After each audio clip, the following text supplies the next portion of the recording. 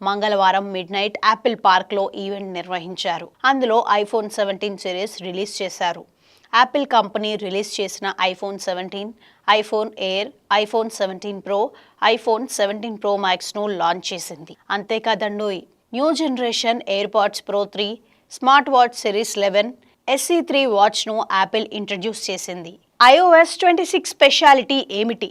Apple కొత్త ఐఫోన్ల features చూసారా? అత్యాధునిక ఫ్యూచర్లతో ఐఫోన్ 17 సిరీస్ మోడల్స్ అందుబాటులోకి వచ్చాయి. IPhone 17 pro, iPhone 17 pro max ఫోన్ల ఫీచర్ల గురించి ఇప్పుడు పూర్తి వివరాలు చూసేద్దాం. గతేడాది యాపిల్ అధికారికంగా iOS 18.6.2 రిలీజ్ చేసింది.